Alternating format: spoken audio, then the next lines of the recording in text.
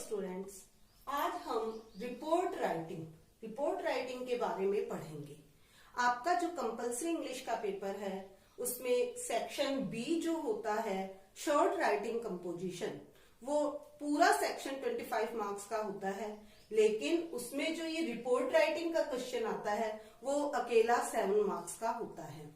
Report कैसे लिखी जाती है, how to write a report, how to prepare a report, उससे पहले हमें कुछ चीजों पे ध्यान देना है। जैसे मीनिंग ऑफ रिपोर्ट, रिपोर्ट क्या है, किसे कहते हैं। एक्चुअल में रिपोर्ट इज अ स्टेटमेंट और factual description of something which has been seen, heard और डन बाय अ पर्सन।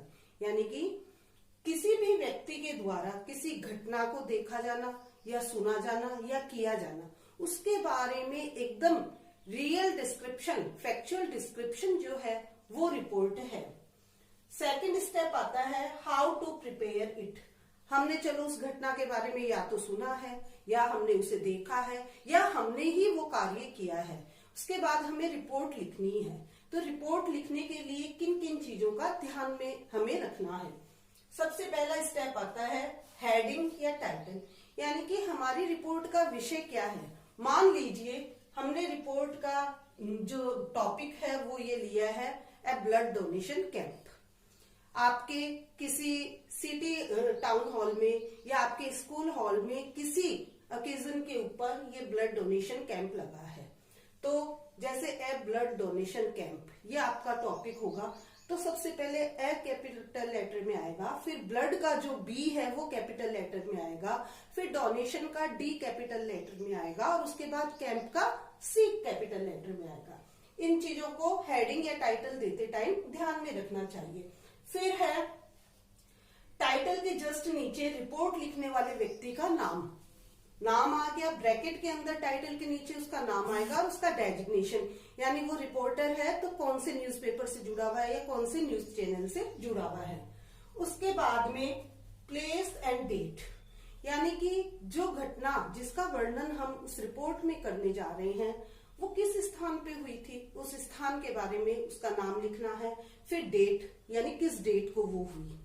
फिर थर्ड पोर्शन आता है इसका बॉडी, यानी हमारी जो पूरी की पूरी रिपोर्ट है वो कैसे लिखी जानी है। ये हेडिंग हमने लिख दी है, रिपोर्टर का नाम हमने लिख दिया है, उसके बाद स्टार्टिंग में हमने उस स्थान का नाम, जैसे हमारे स्कूल में हुआ है तो हमने चूरू लिखा। फिर डेट, यानी कि कोई पिछली एक डेट जिस अवसर पे वो कैंप लगा है। बॉडी के अंदर based on factual description, report must be written on factual description, यानी कि फैक्ट होने चाहिए, इसमें आपकी तरफ से कोई भी मनगढ़ंत या आपकी बनाई हुई इंफॉर्मेशन बिल्कुल नहीं आनी चाहिए। Report must be written in past tense, क्योंकि जब हमने रिपोर्ट का मीनिंग देखा था उस समय आपको बताया था कि एक घटित घटना है या घटित कार्यक्रम है या कोई ऐसे व्यक्ति के बारे में जिसके बारे में हमने जानकारी ली है, उस पे हम रिपोर्ट तैयार कर रहे हैं। तो इट मीन्स वो चीज हो चुकी है, उसको अब देना है, तो हमेशा पास्ट टेंस में रिपोर्ट चलती है। फिर है पॉइंट्स स्टेप बाय स्टेप, यानी कि हम जो पॉइंट्स सेंटेंसेस फॉर्म में हम ले रहे हैं रिपोर्ट के अंदर वो स्टेप बाय स्टेप होना चाहिए। जैसे हमने फॉर एन एग्जाम्पल हमारा रिपोर्ट का टॉपिक लिया था ब्लड डोनेशन कैंप, तो सबसे पहले स्टेप होना था कि ये कहाँ हुआ है, किस दिन हुआ है, किस ओकेजन पे हुआ है, इसकी स्टार्टिंग कितने बजे हुई थी। यूं नहीं कि पहले हम स्टार्टिंग ना देके और इतने लोगों ने ब्लड डोनेट किया है और फिर इसके बाद में ये इस दिन हुआ, नहीं, एकदम सही ऑर्डर में सारे स्टेप्स चलने चाहिए।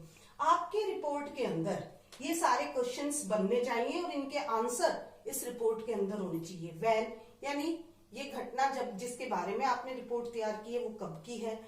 वेयर, यानी कहाँ की है। व्हाट, इसमें क्या क्या हुआ। हाउ, कैसे हुआ। हु, इससे जुड़े हुए लोग कौन थे।